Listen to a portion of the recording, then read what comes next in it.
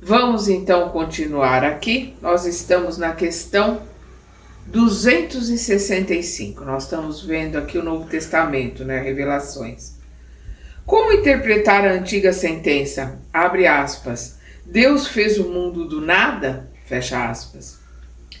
O Emmanuel responde. O primeiro instante da matéria está, para os espíritos da minha esfera, né, do patamar, da sintonia, do estágio em que o Emmanuel está. Então, o primeiro instante da matéria está para os espíritos da minha esfera, tão obscuro quanto o primeiro momento da energia espiritual nos círculos da vida universal. Então, o Emmanuel coloca o desconhecimento dele como espírito na esfera, né, no estágio, na evolução que ele está. Isso não quer dizer que quem está nas esferas superiores não tenha esse conhecimento e possa dar essa explicação. Ele não tem como explicar, é isso que ele está colocando. Compreendemos, contudo, que sendo Deus o verbo da criação, né, e disse Deus, faça-se a luz, e disse Deus, é o verbo, é a criação através do pensamento, né, de Deus. Nós vimos isso no nosso estudo da semana passada. O nada nunca existiu para o nosso conceito de observação. Não existe o nada, porque Deus está sempre criando. Como Jesus colocou, o Pai trabalha, eu também trabalho. O Pai não para de trabalhar, ele também não para de trabalhar. Ou seja, Deus está sempre criando. Então compreendemos, contudo, que sendo Deus o verbo da criação, o nada nunca existiu para o nosso conceito de observação, porquanto o verbo, para nós outros, é a luz de toda a eternidade.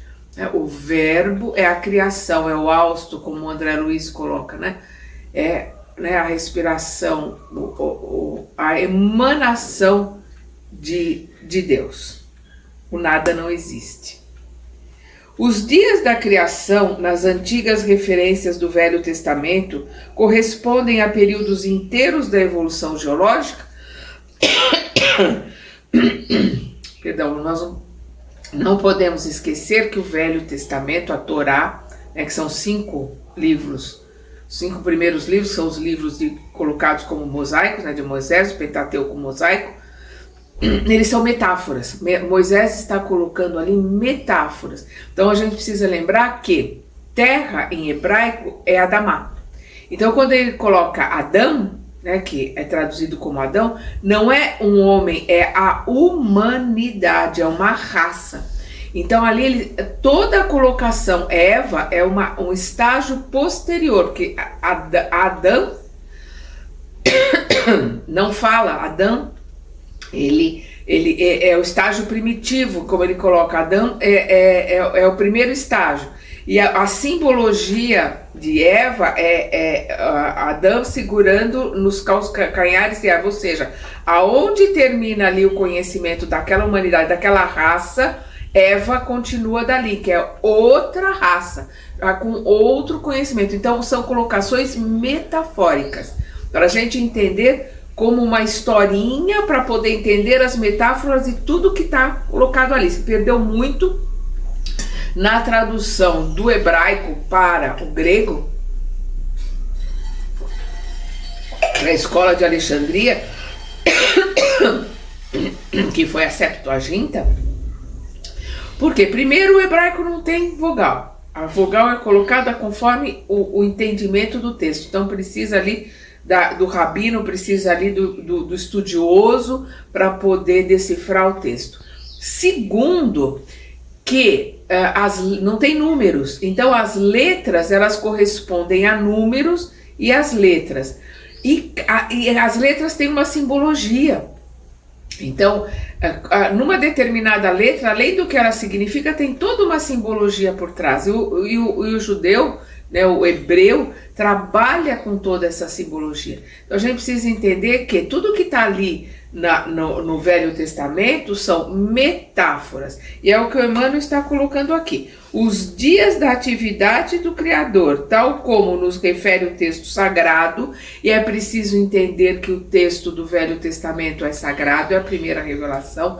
Jesus vem ratificar esse texto. Jesus, como judeu, tinha a Torá na ponta da língua e falava para os judeus que também tinham a Torá na ponta da língua.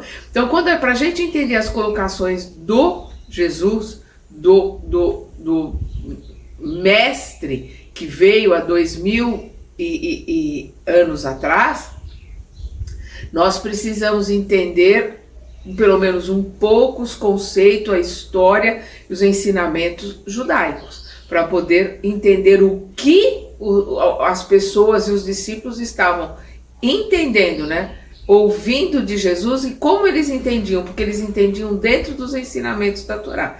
Então Jesus estava sempre se referindo a um texto da Torá quando ele fala, quando ele prega. Então o Emmanuel coloca aqui: os dias da atividade do Criador, tal como nos refere o texto sagrado, corresponde aos largos períodos de evolução geológica. Então cada dia corresponde na realidade a milhares de anos. Nós vamos ver, estudando o estudo da arqueologia, da paleontologia, do começo da Terra, nós vamos ver, por exemplo, que os dinossauros dominaram a Terra por 150 milhões de anos, né, que é a Era Jurássica. Então nós vamos ver que todas as eras têm um período de tempo muito grande. E lá quando se coloca um dia, é uma forma de se colocar que é um período de tempo. A gente precisa entender que para o judeu 40 tem uma simbologia de término de ciclo. Então quando ele coloca que os hebreus ficaram 40 dias no deserto, 40 anos, né, no deserto, 40 anos ali vagando até encontrar a Terra Prometida. Então eles ficaram até terminar um ciclo. Então, como a gente usa, eu já falei sobre isso aqui no nosso estudo, como a gente usa a quarentena. A gente fala, fulano está de quarentena, é 40 dias? Não, pode ser uma semana, pode ser 10 dias, 15 dias, quer dizer, é um período que a pessoa precisa ficar para não ter mais problemas com aquela doença que ele está tendo. Então o 40 tem essa simbologia que a gente usa até hoje. E outras simbologias que existem, né, no hebraico. Então, por isso que ele diz aqui, correspondem a largos períodos de evolução geológica, dentro dos milênios, né? A época jurássica, a época dos dinossauros, a gente sabe que durou 150 milhões de anos.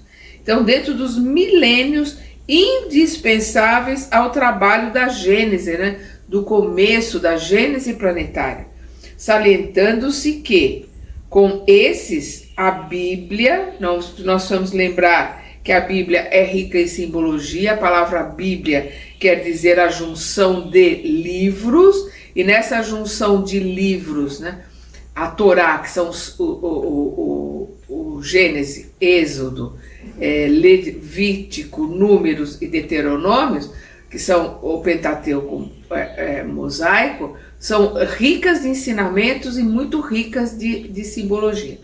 Então a Bíblia encerra outros grandes símbolos inerentes, né, que fazem parte, que vêm conosco aos tempos imemoriais das origens do planeta. Então ele está colocando que são metáforas, né, são colocações simbólicas, e que a Bíblia está repleta dessa simbologia. A linguagem hebraica já é metafórica, já é repleta de simbologia. Então precisa de um estudo para entender. Não se pode jamais, em tempo algum, ir pela literalidade, achar que existia um homem chamado Adão, uma mulher chamada Eva, né? Caim e Abel foram seus filhos. A gente precisa entender que são símbolos. Então a gente vai ver que dentro dessa simbologia, quando aquela humanidade, que é Adão e Eva, eles começam a ter o livre-arbítrio, começam a se conhecer, começam a se buscar,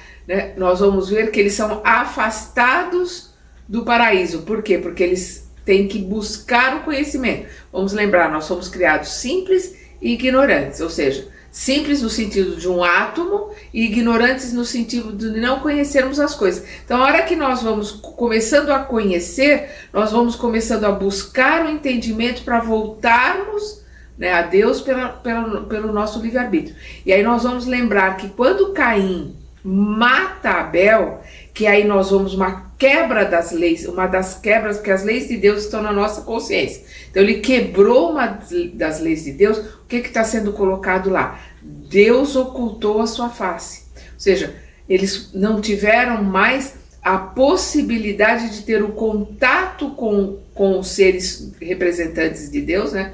Os Elohims, que são os deuses, ou seja, são os prepostos, né, de Deus, ou no caso aqui, nós sabemos que são os prepostos da criação. De Jesus é um preposto, né, de Deus, é um espírito crístico.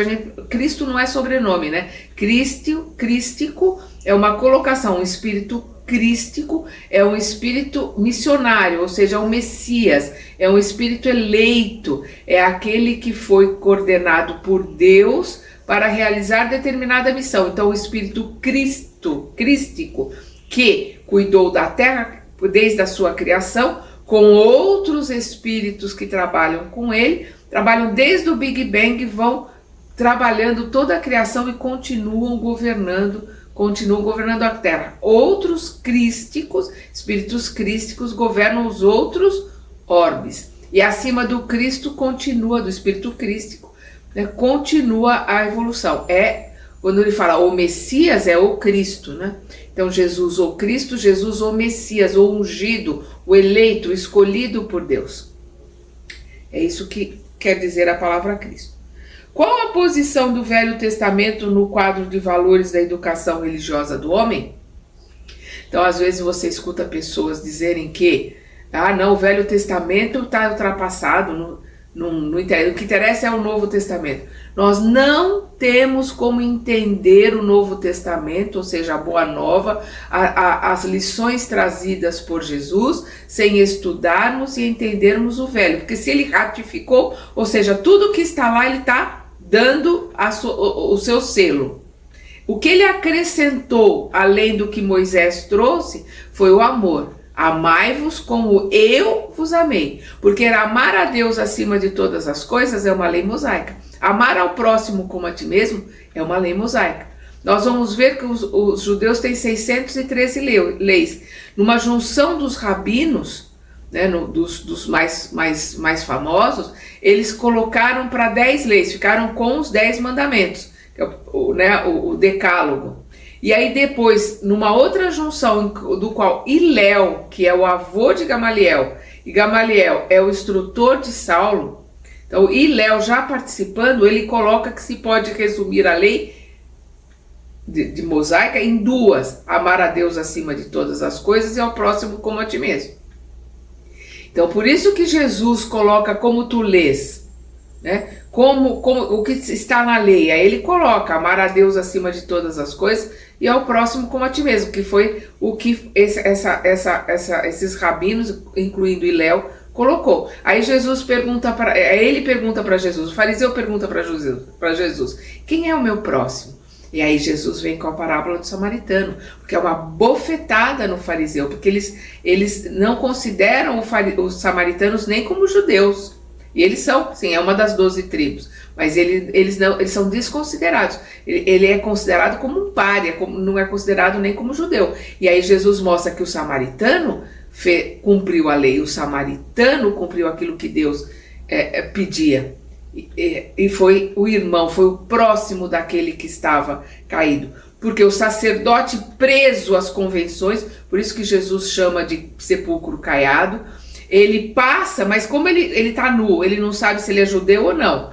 Ele está desmaiado, ele não sabe se ele está morto ou não, e ele, como sacerdote, se ele tocar em alguém que não é judeu, ou se ele tocar num morto, ele tem que voltar para o templo. Nós precisamos entender que ele está a caminho de Jericó, ou seja, saiu do templo, fez as suas purificações e está indo para Jericó. Está descendo, né? O templo está no alto, está descendo para Jericó, que é uma cidade portuária, de comércio. Então, para o mundo, são metáforas. Então, o que acontece? Se ele tocar, ele tem que voltar para o templo, se ele estiver morto, ou se ele não for judeu, e fazer a sua limpeza de novo. Então ele passa ao largo, ele nem chega perto. Então, são contra essas colocações, esses rituais que estavam dominando mais do que a ideia, do que as leis que foram colocadas como as leis de Deus, né? Amar ao próximo como a ti mesmo. Então o ritual estava na frente da lei. É isso que Jesus condena. Por isso que ele chama de sepulcro caiado. Então ele coloca aqui: nos quadros de valores da educação religiosa na civilização cristã, o Velho Testamento, apesar de suas expressões altamente simbólicas, seus escritos são metafóricos, né? Então, apesar de suas expressões altamente simbólicas, poucas vezes acessíveis ao raciocínio comum, deve ser considerado como a pedra angular, ou seja, a pedra fundamental, né? Ou como a fonte máter, né? A fonte de todas as fontes da revelação divina. Então nós temos que ver na primeira revelação, no Velho Testamento, a pedra angular do cristianismo. Por quê? Porque Jesus, ele vem reforçar as leis mosaicas e trazer mais uma: amai-vos como eu vos amei. Ele vem trazer o amor na sua maior amplitude. Então nós temos sim que estudar o Velho Testamento. Para estudar o Velho Testamento, a gente precisa conhecer um pouco do judaísmo, das leis, das convenções judaicas, para poder entender. Isto é muito importante para que a gente possa, lendo a Boa Nova, o Novo Testamento, poder entender a que Jesus está se referindo. Até para entender a crucificação, quando Jesus começa a cantar o Salmo 22, né, que é Senhor, porque tu me abandonaste, que começa o Salmo 22, ele está mostrando o quê? Que ele é o Messias sofredor. Porque no Velho Testamento os profetas colocam vários Messias, mas o profeta Isaías e o profeta Elias, eles vão falar do Messias sofredor. E Davi, nos seus salmos, e no Salmo 22, ele está falando do Messias sofredor. Então, quando Jesus canta o Salmo 22 lá na cruz, ele está mostrando para os judeus que tem ali, que conhecem os salmos na ponta da língua, que conhecem a Torá na ponta da língua, ele está mostrando que ele é o Messias sofredor. Por isso que ele canta o Salmo 22. Vai lá e leia o Salmo 22 que você vai ver, está falando do sofrimento que o Messias passaria na terra. E aqui nós vamos para o item 3, né? 1, item 2, que é a lei, né? Torá quer dizer lei, então, que é a lei. Nós estamos na questão 268.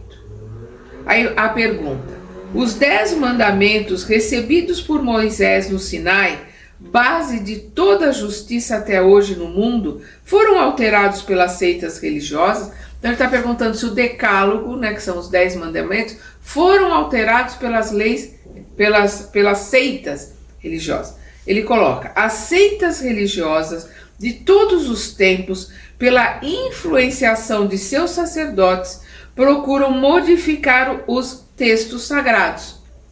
Então nós vamos ver que na tradução que foi feita na Septuaginta se mexeu, e muito nos textos sagrados que estão em hebraico na Torá. Mas uma coisa interessante: se nós formos no hebraico, né, nós formos buscar no hebraico a palavra, o texto, lá ele vai estar correto. Por quê? Porque o judeu, né, o hebreu, eles têm uma reverência, uma colocação tão sagrada à Torá, que toda vez que eu já coloquei isso aqui, que o pergaminho está ficando velho, eles vão e copiam de novo item por item.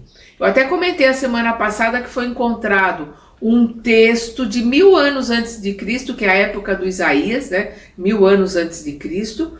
E eles foram olhar as palavras da Torá, um texto da Torá, né? Eles foram olhar as palavras da Torá, tá exatamente igual à Torá de hoje. Por quê? Por causa do respeito que o judeu tem para com os textos sagrados. Eles copiam linha por linha. Eles não permitiram que nada modificasse os textos sagrados. Então, quando a gente tem alguma dúvida em alguma coisa que está escrito, a gente precisa buscar no hebraico. Então, quem gosta, quem se interessa, tem o livro Estudando as Traduções Bíblicas, do professor Severino Celestino, e lá ele mostra todas as falhas das traduções, todos os erros das traduções, principalmente da tradução para o latim, porque já errou do hebraico para o grego. Quando vão traduzir do grego para o latim, né, quando se forma a Igreja Católica Apostólica Romana, a palavra católica quer dizer universal, então eles colocaram como Igreja Universal dos Apóstolos, que é a Igreja Católica Apostólica Romana. Então, quando eles vão traduzir tudo para o latim, aí o erro aumenta, tem mais erro ainda. Então, esse livro, Estudando as Traduções Bíblicas, do professor Severino Celestino, é fantástico para a gente perceber, olhar e ver. Ele traz, né, o Bereshit. Inclusive tem o livro Bereshit, do professor Severino Celestino. O que é Bereshit? É a Gênese mosaica. Ela em hebraico chama Bereshit. E o professor Severino Celestino nos traz o Bereshit como está no hebraico. E aí nós vamos entender a questão do Adamá, que é a terra, do Adão, que é o homem no sentido de humanidade, e vamos entendendo todo o texto. O livro se chama Bereshit e é fantástico, do professor Severino Celestino. Então vamos voltar aqui. As seitas religiosas de todos os tempos, pela influenciação dos seus sacerdotes, procuram modificar os textos sagrados. Todavia, apesar das alterações transitórias, por que elas são transitórias? Porque basta ir lá no hebraico a gente vê o texto correto.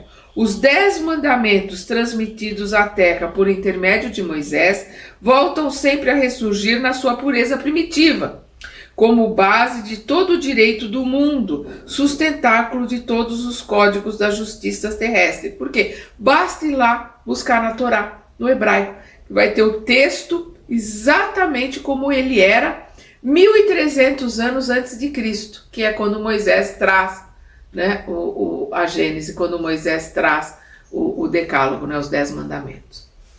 Como entender a palavra do Velho Testamento quando nos diz que Deus falou a Moisés no Sinai? Estais atualmente em condições de compreender que Moisés trazia consigo as mais elevadas faculdades mediúnicas. Então a gente vai ver que Moisés era um médium que tinha todo tipo de faculdade. A única dificuldade do Moisés é que ele era gago. Então ele precisava que o seu irmão Arão falasse por ele. Por isso que é Arão que fala com o faraó. Por quê? Porque Moisés era gago, ele tinha dificuldade para falar. Mas ele tinha todas as mediunidades, inclusive mediunidade de efeito físico. Então a gente vai ver, quem quiser relembrar, pegue aqui no canal, nós temos, é só ir lá na playlist, o livro dos médiuns, e vai ver lá a pneumatofonia, que é a voz direta. São os espíritos, né, que moldam um aparelho fonético como a nossa garganta, e aí eles falam, e todos ouvem. Todos ouvem, não é? Porque quando só o médium ouve, aí ele é uma comunicação ali de audiência do médium, ou de clarividência ou de clareaudiência do médium, mas quando todos ouvem é pneumatofonia, que é quando é a voz direta, que é um médium de efeito físico doando ectoplasma que participa para que possa existir a voz direta. Então, o que ele está colocando aqui? Com o conhecimento do Espiritismo, com o livro dos médiuns, nós podemos entender o que aconteceu lá no Monte Sinai. Então, estais atualmente em condições de compreender que Moisés trazia consigo as mais elevadas faculdades mediúnicas, apesar de suas características de legislador humano. É inconcebível que o grande missionário dos judeus e da humanidade, como ele coloca aqui, o grande missionário dos judeus e da humanidade, pudesse ouvir o Espírito de Deus. Não tinha como ouvir a Deus, ele ouvia os prepostos, né, do Mestre, os prepostos de Jesus, porque ele é um missionário, ele é um preposto de Jesus. Ele ouvia os prepostos de Jesus falando com ele, e ele dizia que era Deus. Era o conhecimento da época, ele colocava que ele ouvia Deus, mas ele estava ouvindo ali os espíritos superiores que estavam trazendo o conhecimento para ele. A primeira revelação é mosaica, a segunda revelação é o amor através de Jesus, e ele ratifica, ele assina embaixo em toda a revelação mosaica, e a terceira revelação são os espíritos trazendo o evangelho do Cristo redivivo, trazendo as explicações acerca do mundo espiritual que Kardec reuniu. Os espíritos respondem as perguntas de Kardec e ele reúne essas perguntas no Pentateuco mosaico, no Pentateuco kardeciano, os 5 livros de Kardec. Então, é inconcebível que o grande missionário dos judeus e da humanidade pudesse ouvir o Espírito de Deus. Estais, porém, habilitados a compreender agora que a lei com L maiúsculo, ou a base da lei com L maiúsculo, nos 10 mandamentos com D e M maiúsculos, porque são todos leis divinas, e os 10 mandamentos veio dos espíritos superiores trazendo os ensinamentos de Deus, porque os ensinamentos de Deus, as leis de Deus estão na nossa consciência.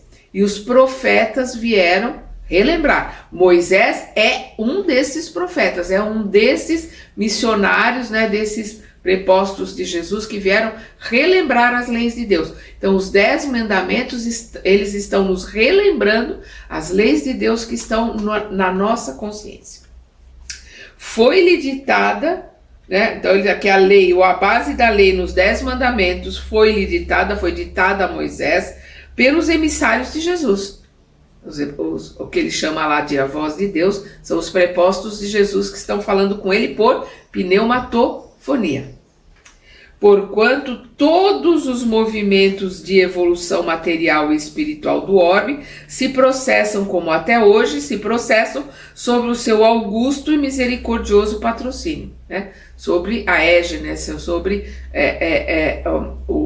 os cuidados de Jesus. E vamos lembrar que os 10 mandamentos é a primeira psicografia, porque na realidade é uma pneumatografia.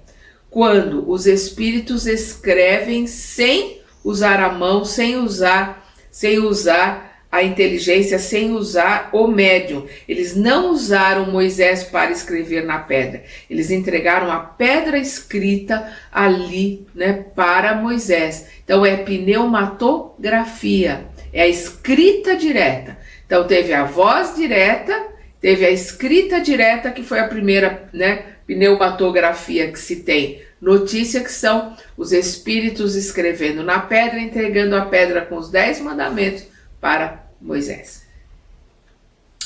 Apesar de suas expressões tão humanas, Moisés veio ao mundo como missionário divino? Olha a pergunta que eles estão fazendo. O Emmanuel responde: examinando os seus atos enérgicos de homem. E aí nós precisamos entender que Moisés é um missionário, Moisés é um espírito elevado, mas é um espírito que precisava ensinar dentro da sua época, dentro do seu tempo, e principalmente um espírito que estava também trabalhando a sua evolução. Nós vamos falar, é um espírito puro, é um espírito crístico? Não. É um espírito de sabedoria superior? Não. É um espírito elevado. É um espírito elevado, que está trabalhando ainda para ser um espírito puro. Então, por isso que ele coloca, examinando os seus atos enérgicos de homem. Por quê? Porque ele precisava botar ordem naquele grupo. Ele precisava coordenar o grupo para que eles pudessem se submeter às leis. Então, para que eles se submetessem às leis que ele precisava, ele colocou como todas as leis como sendo leis de Deus. E nós vamos ver que ele traz de volta o código de Hammurabi, que é um código dos mais antigos que existe, né? Que se coloca como o povo mais antigo que trouxe a lei de Talião, que é olho por olho e dente por dente. Por quê? Porque a lei de Talião, naquela época que ela veio, que é na época de Abraão, né, nos primórdios ali dos homens, alguém matava o meu filho, eu ia lá, matava a aldeia inteira, matava todo mundo. Que era parente, que era amigo, que era conhecido de quem matou meu filho. Então a lei de Talião veio, olho por olho, dente por dente, que naquela época, né, nós vamos ver aí 1500, 1800 anos antes de Moisés, que é a lei de Talião, que é a lei de Hammurabi, naquela época ela já era um avanço. Ele não podia ir lá matar a aldeia inteira. Ele se matou o filho dele, ele tinha que ir lá matar o filho de quem matou o filho dele. Olho por olho, dente por dente. Então ela já era mais equânime, já era uma lei menos bárbara, bárbara para nós hoje. Então nós não podemos olhar Moisés e as leis e o que Moisés precisou fazer na sua época para poder manter aquele, porque se coloca ali como em torno de 2.000 pessoas que estavam sobre o comando dele, colocar aquele pessoal todo em ordem, seguindo uma norma. A gente não pode julgar Moisés pelas leis de hoje, pelo homem que nós somos hoje, pelo entendimento que nós temos hoje. Nós temos que conhecer a história, entrar na história e entender o que Moisés precisou fazer para aquela época. Porque nós vamos ver que Moisés trouxe o não matarás. E Moisés mandou decapitar. Ele mesmo decapitou. Então ele matou. Ou seja, ele precisou se utilizar de leis. Ele precisou agir. Isso justifica o que ele fez em hipótese alguma, mas nós não podemos julgá-lo com o conhecimento de hoje. E ele é um espírito missionário, um espírito elevado, um espírito conhecimento, mas um espírito que estava trabalhando também para chegar a ser um dia um espírito puro. Então, e os próprios hebreus colocam, né, que Moisés vem de novo como Jacó. Eles colocam que Jacó é a reencarnação de Moisés. E aí nós vamos ver que Jacó luta com o anjo no alto do monte.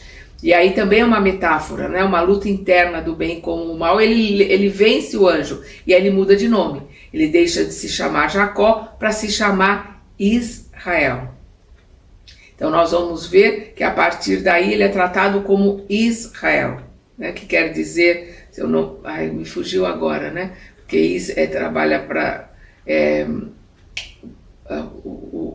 o mensageiro de Deus, ou o povo de Deus, ou missionário de Deus, uma coisa assim, me fugiu agora, mas, né, por isso que a cidade passou, depois que eles dominaram, a cidade passou a se chamar Israel. Eles estavam aonde estavam os palestinos, já naquela época já era Palestina, na época de Jesus já era Palestina. Então são situações e são brigas e são discussões que vêm de antes de Moisés. Nós temos que lembrar que Isaac, filho de Ismael, filho, porque é o primogênito de Abraão, é Ismael, filho dele com a escrava Agar, é o patriarca do povo árabe. Isaac, que veio depois, filho de Abraão com Sara, a sua esposa, é o patriarca do povo hebreu, né, do povo judeu. Então são irmãos, são filhos do mesmo pai. E infelizmente nós estamos aí com a situação que estamos até hoje. Por isso que nós não podemos tomar partido nenhum. Nós precisamos orar para que aqueles que têm merecimento possam ser auxiliados, seja em que lado estejam. Aqueles que choram, aqueles que sofrem, sejam socorridos pelos espíritos superiores, tanto em Gaza como em Israel, como na Rússia, como na Ucrânia, como no Líbano, como na África, que são os lugares que estão em guerra hoje. A África está com vários povos em guerra, o Líbano, a Síria principalmente, né, está em guerra. Falei o Líbano, mas é a Síria, está em guerra.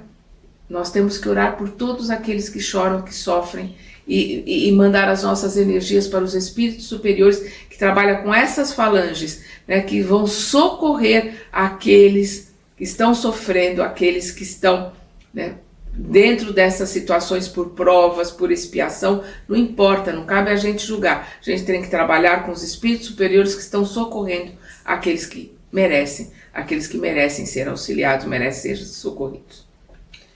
Examinando os seus atos enérgicos de homem, né, de Moisés, a considerar as características da época em que se verificou a grande tarefa missionária do missionário hebreu. Missionário de Jesus. Moisés é missionário hebreu. Legítimo emissário do plano superior. Um preposto de Jesus. Para entregar ao mundo terrestre a grande e sublime mensagem da primeira revelação. Moisés é a primeira revelação. Com expressões diversas, o grande enviado, né, Moisés, não poderia dar conta exata de suas preciosas obrigações em face da humanidade ignorante e materialista. Ele precisou criar, né, 613 leis, que são as leis que o judeu atende e respeita até hoje, são 613, e precisou, infelizmente, né, ele precisou agir da forma que ele agiu para poder trabalhar com aquele povo e dentro do conhecimento que ele tinha. Ele fez o que ele achava certo. Moisés transmitiu ao mundo a lei definitiva, quer dizer, o que Moisés transmitiu é a lei definitiva, é a lei que não tem mais nenhuma discussão. Ele responde, o profeta de Israel, né, o povo de Deus, né, Israel. Então, o profeta de Israel deu à terra as bases da lei divina e imutável. No que ele deu nessas leis? Os 10 mandamentos, o decálogo. São leis divinas, leis que estão na nossa consciência e são imutáveis. As outras 603, né, porque são 613 no total, foram leis da época necessárias inclusive para manter o povo judeu unido e manter o povo judeu saudável até hoje, que até hoje se fala o hebraico. Então o hebraico desde Abraão se manteve por causa dessa união, por causa do respeito a essas leis, né, que são leis que inclusive que são leis de higiene. E essa lei de higiene fez com que o povo sobrevivesse mais do que os outros povos. Então o profeta de Israel deu à terra as bases da lei divina e imutável, mas não toda a lei, com L maiúsculo, integral e definitiva. Ele deu as bases, mas não toda a lei. Aliás, somos obrigados a reconhecer que os homens receberão sempre as revelações divinas de conformidade com sua posição evolutiva. Então vão vindo sempre os profetas, né? Vão vindo sempre os mensageiros, né? Os médiums, né, que vem. Profeta é como hoje a gente chama médium, antigamente chamava profeta, que vem trazer os ensinamentos, né, as leis de Deus. Até agora, a humanidade da era cristã recebeu a grande revelação em 3 aspectos essenciais. Moisés trouxe a missão da justiça, né? Moisés, justiça. O evangelho, né, que é a boa nova de Jesus, o evangelho, a revelação insuperável do amor.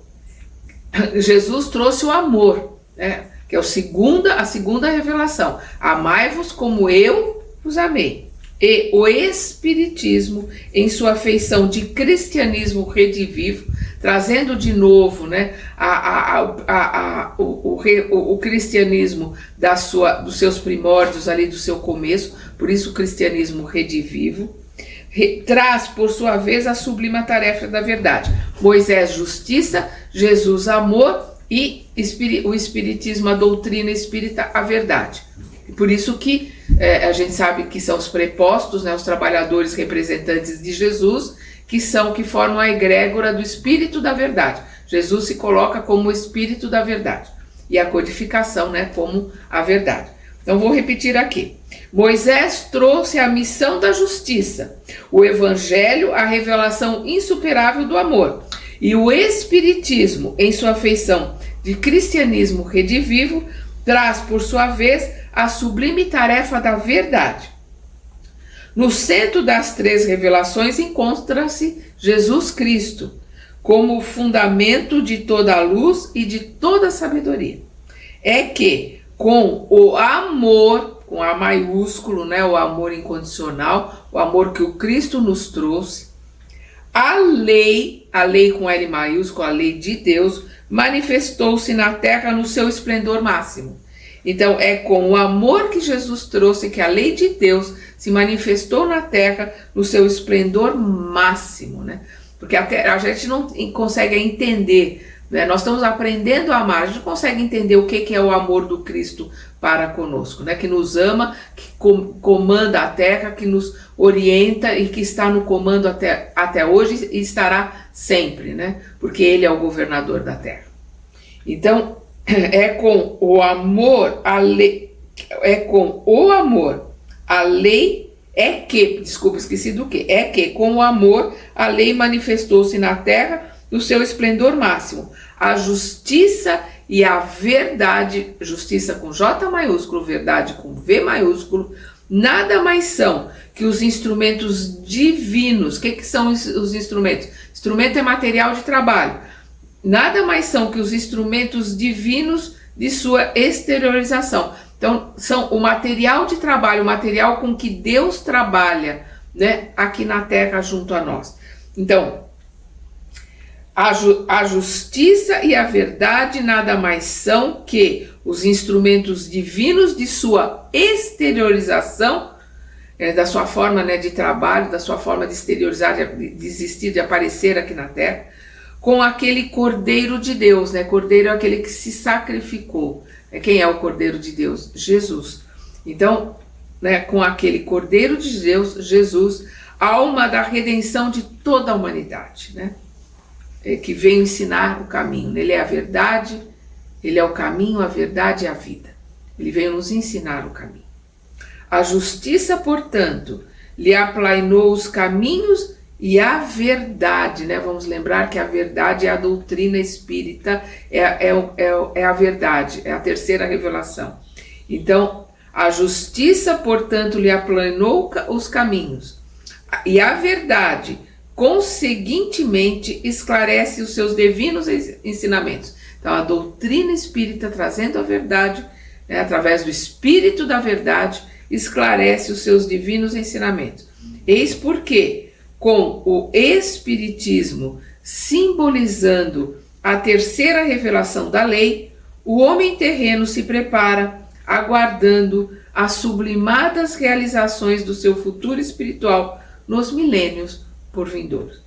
Então, eis porque com o Espiritismo, que é, né, a doutrina que está trazendo a verdade, simbolizando a terceira revelação da lei com L maiúsculo, da lei de Deus, o homem terreno se prepara, aguardando as sublimadas realizações do seu futuro nos milênios por vindouro. Se prepara para a sublimação, para o aprendizado, nos milênios vindouros. Por quê? Porque nós vamos nos modificando, vamos começar a participar, não mais num planeta de provas e expiações, mas de um planeta de regeneração. E aqui ele pergunta, qual a significação da lei de Talião, olho por olho, dente por dente, entre aspas, nós já até falamos aqui, em face da necessidade da redenção de todos os espíritos pelas reencarnações sucessivas? Ele explica, a lei de Talião, como eu já coloquei aqui, né, é uma lei anterior, né, vem de antes ali da época de Abraão, que é a lei de Hammurabi, né? Então, a lei de Talião prevalece para todos os espíritos que não edificaram ainda o santuário do amor nos corações e que representam a quase totalidade dos seres humanos. Infelizmente. O que ele está colocando aqui? A lei de Talião, olho por olho e dente por dente, infelizmente, ainda serve para os espíritos que não edificaram o santuário, o templo dentro de si, o santuário dentro de si. Porque dentro de nós é que nós temos que erigir um templo a Deus, o santuário de Deus, né? O céu, como nós falamos, Pai nosso que estais no céu, o céu é dentro de nós, é no santuário de Deus que nós temos que edificar dentro de nós. Nós vamos ver isso com o próprio Emmanuel no livro Pensamento e Vida, que nós temos aqui no canal. Então vamos lá. Presos ainda, né, esses seres, nós aqui terráqueos, né, presos ainda aos milênios do pretérito, não cogitaram de aceitar e aplicar o evangelho a si próprios, permanecendo encarcerados, né, presos em círculos viciosos de dolorosas reencarnações expiatórias e purificadoras. Então, quando ele coloca aqui, né, que infelizmente quase toda a totalidade humana, né, dos que estão aqui na terra, encarnados ou não, ainda não edificaram o santuário dentro de si. Então, presos ainda aos milênios do pretérito, os milênios do passado, não cogitaram de aceitar o evangelho, estudar, aprender sobre ele e aplicar, colocar em prática os ensinamentos do Cristo, né? Colocar em prática o evangelho a si próprios, dentro de nós, na nossa vida, para que isso nos modifique. Permanecendo encarcerados, prisioneiros, em círculos viciosos de dolorosas reencarnações expiatórias e purificadoras. É como nós estamos, né? No círculo vicioso, né? Encarnando, desencarnando, às vezes até sem sair do lugar, porque elas são expiatórias, nós vamos limpando, nós vamos pagando os erros que nós cometemos, né? E são purificadoras, nós vamos nos limpando, nós vamos sublimando, nós vamos aprendendo, nós vamos nos purificando, nós vamos crescendo. Moisés proclamou a lei, né? L maiúsculo, lei de Deus, antiga. Então Moisés proclamou a lei antiga, muitos séculos antes do Senhor, aí 1300 anos mais ou menos antes de Jesus.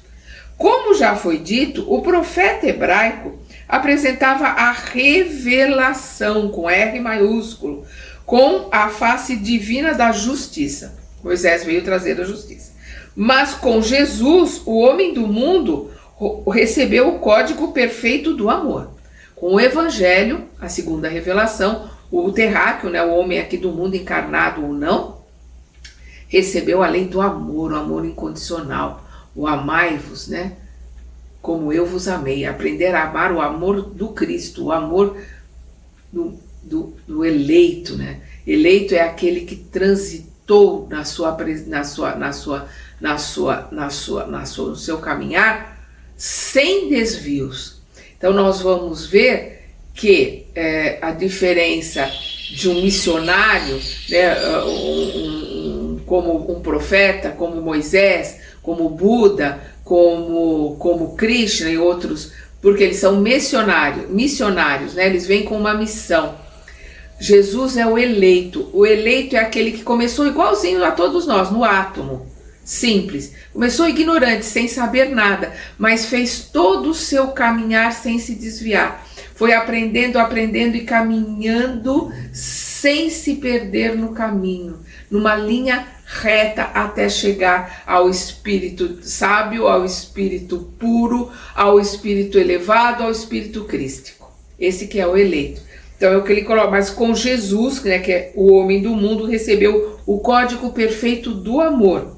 Se Moisés ensinava, ou abre aspas, olho por olho, dente por dente, fecha aspas, Jesus Cristo esclarecia que, abre aspas, o amor cobre a multidão de pecados, fecha aspas. O amor nos purifica, o amor nos limpa de todos os erros que nós tivemos no passado. Daí a verdade de que as criaturas humanas se redimirão, né, se limparão, se sublimarão, né, se aperfeiçoarão pelo amor e se elevarão a Deus por ele, né, por Jesus, pelo amor que Jesus nos ensinou. Então se elevarão a Deus por ele, pelo amor, o amor, não o amor das paixões, né, o amor que Jesus nos ensinou. Então voltando aqui, daí a verdade de que as criaturas humanas se redimirão pelo amor e se elevarão a Deus por ele, né? O amor anulando com o bem todas as forças que lhe possam encarcerar, né? Prender o coração nos sofrimentos do mundo. Nós vamos anular, né? Com o bem, com o amor, com as nossas boas obras, tudo aquilo que nos prende, tudo aquilo que nos encarcera aqui no mundo. Ele pergunta, eles perguntam a Emmanuel, qual é verdadeiramente o segundo mandamento?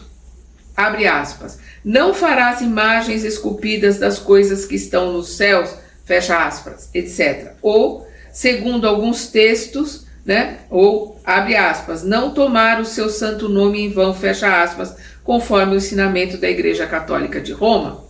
Então, o que acontece aqui? O segundo mandamento é exatamente esse. Nós vamos ver lá no hebraico. Não farás imagens esculpidas das coisas que estão no céu. Então, não fará nenhum tipo de imagem, não adorarás nenhum ídolo. O primeiro mandamento, né? Eu sou o teu Deus que te livrou do Egito. Né? E o segundo mandamento é: não farás imagens esculpidas das coisas que estão nos céus, não terá ídolos. A Igreja Católica de Roma, como ela precisava abocanhar, ela precisava acalmar, como ela obrigou que todos teriam que ser cristãos, e os pagãos, o paganismo que estava ali entre eles, era os homens, os senadores, todos aqueles que estavam ali de Roma, eles eram pagãos. Então eles precisavam acochambrar as ideias pagãs com as colocações com o que eles estavam trazendo do cristão. Então eles mudaram, eles não usaram não farás imagens esculpidas para que eles pudessem ter as imagens. Aí eles começaram a fazer imagem de João Batista, imagem de Jesus, imagem disso, imagem daquilo, e se apossaram das festas, né? Nós já comentamos aqui, a maior festa do paganismo era o Deus Sol, que era no dia 25 de dezembro, que é o solstício de inverno. Então eles colocaram, como não sabiam a data de nascimento de Jesus, colocaram que Jesus nasceu no dia 25 de dezembro, e aí eles podiam continuar com a festa do Deus Sol, dizendo que era a festa do aniversário de Jesus. Então esse acochambrar fez com que a Igreja Católica tirasse o segundo mandamento e substituísse por não tomar o seu santo nome em vão. Isso é uma colocação da Igreja Católica, o Emmanuel coloca aqui. A segunda fórmula foi uma tentativa. Qual é a segunda fórmula? Não tomar o seu santo nome em vão, que foi o que o sacerdote católico... Gente, o problema não é a igreja, o problema não é a religião, o problema são os homens, né? Acochambrando as coisas para o que melhor lhe deixa o exército e que melhor lhe deixa a economia, que é o que interessava para eles. Não estavam interessados em Deus, né? Então, por isso que ele coloca aqui. A segunda fórmula foi uma tentativa de subversão dos textos primitivos. Foi uma tentativa de subversão. Ele modificou o texto primitivo, levada a efeito pela Igreja Romana, a fim de que o seu sacerdócio, né, os seus sacerdotes, aqueles que estavam ali na Igreja Romana, encontrasse campo livre para desenvolvimento das heranças do paganismo, para poder acochambrar os pagãos ali, o paganismo, dentro daquilo que Constantino está colocando ali como a nova igreja, né? A igreja cristã. Isso foi 322, né? Depois de Cristo. Em 344, se eu não me engano, 322 é quando ele vê a cruz e ele coloca que se ele ganhar aquela batalha ele vai se tornar cristão. E se eu não me engano, 344, que eles montam o primeiro concílio, que aí a igreja romana passa a ser cristã, né? Passa a seguir o que eles ali colocam dentro das normas que eles colocam como cristianismo, já não é mais o cristianismo primitivo. É por isso que ele coloca aqui. Então, foi uma tentativa de subversão dos textos primitivos, levada a efeito pela Igreja Romana, a fim de que seu sacerdócio encontrasse campo livre para desenvolvimento das heranças do paganismo, no que se refere às pomposas demonstrações do culto externo, que eles desenvolveram e têm até hoje, né? Igreja de ouro e santos, né? A palavra santo quer dizer aquele que tem saúde, aquele que se destaca do outro, mas para a Igreja Católica é alguém que está lá no céu tocando harpa, né? Que não tem mais nenhum pecado, que está aguardando o juízo final. Não se discute religião, e cada um fique na religião que lhe faz bem, que lhe faz crescer. Se é dentro do espiritismo que você está crescendo e está melhorando, fique dentro do espiritismo. Se é no budismo, se é no jainismo, se é no judaísmo, se é no protestantismo que você está crescendo, está melhorando, fique lá. Fique na religião que te faz crescer. Religião a gente não discute. Nós estamos estudando aqui a doutrina espírita e respeitamos todas as outras religiões. E aqui a última pergunta, né, desse item. Nós estamos, qual a intenção de Moisés no Deuteronômio, recomendando que, abre aspas, que ninguém interrogasse os mortos para saber a verdade, fecha aspas. Daí vamos lembrar que Moisés proíbe a comunicação com os mortos. Por quê? Porque primeiro as comunicações é feitas por dinheiro. Então tinham aqueles que viviam, que eram os leitores de mão, os leitores de aura, os que se comunicavam com os mortos a troco de pagamento. Mas quando Moisés proíbe, ele proíbe só para o povo. Ele, com aqueles que dirigiam, continuavam, digamos assim, fazendo as suas sessões mediúnicas. Por que ele não tinha esse nome, é óbvio, né? Mas por que ele proibiu? Porque o que o povo estava fazendo? O povo colocava, não, eu conversei com o espírito de tal, fulano, eu conversei com o espírito de tal, e ele colocou que o que Moisés está fazendo está errado, que a gente tem que voltar para o Egito, que a gente está sofrendo à toa, que Moisés está errado. Então eles começaram a usar os mortos para irem contra Moisés. Aí Moisés proibiu que a turba, o povão, se comunicasse com os mortos. É isso que está em Deuteronômio.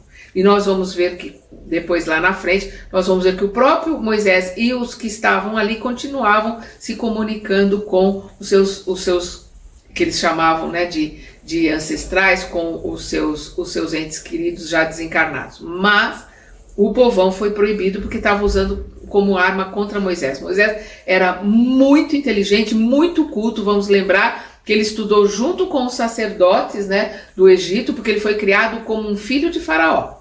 Então ele tinha todo o conhecimento que os egípcios, que era o povo mais culto daquela época, tinha, em termos de ciência, de conhecimento, inclusive do Deus único. Nós já falamos sobre isso. Então vamos ver a resposta aqui de Emmanuel. Antes de tudo, faz-se preciso considerar que a afirmativa tem sido objeto injusto de largas discussões por parte dos adversários da nova revelação que o Espiritismo trouxe aos homens na sua feição de consolador. Usam essa colocação de Deuteronômio, os protestantes principalmente usam, para dizer que no Velho Testamento se proíbe a comunicação com os mortos. Né? E a gente precisa entender o contexto da época, a história da época. É o que o Emmanuel está colocando aqui. Aí o Emmanuel continua. As expressões sectárias, ou seja, as expressões intolerantes em termos de seita, em termos de religião. Então, as expressões sectárias, intolerantes, todavia, devem considerar que a época de Moisés não comportava as indagações do invisível, porquanto o comércio, porque era um comércio, né? Eles se usavam dessas comunicações para ganhar dinheiro. Porquanto o comércio com os desencarnados se faria com o material humano excessivamente grosseiro e inferior. E eles estavam não só usavam para ganhar dinheiro, como para agir contra Moisés. Por isso que ele, para se defender, ele proibiu. Mas proibiu, por isso quem vai estudar toda a história, quem vai estudar, né, a Torá, que é os 5 livros do Velho Testamento, vai ver que foi uma colocação necessária na época e que não se pode colocar para os dias de hoje, porque entre os dirigentes das tribos, entre aquele Moisés, ele foi a cada um dirigente coordenava 10. Depois, a cada um dos prepostos dele comandava 10 desses dirigentes que iam para 10 e assim por diante, né? Então, de 10 em 10, ele foi tendo coordenadores e com ele ficavam só aqueles que coordenavam, né, os outros coordenadores, né? Ele já foi o primeiro gerente que soube dividir, que soube coordenar, né, e teve método de administração. Então, o primeiro método de administração, o primeiro administrador foi Moisés ali com aquele grupo que ele estava levando, caminhando para a Terra Prometida. Então, não se pode trazer a ideia daquela época para os dias de hoje. E nós paramos aqui na questão 274. No nosso próximo estudo, nós vamos passar a ver os profetas. Até lá!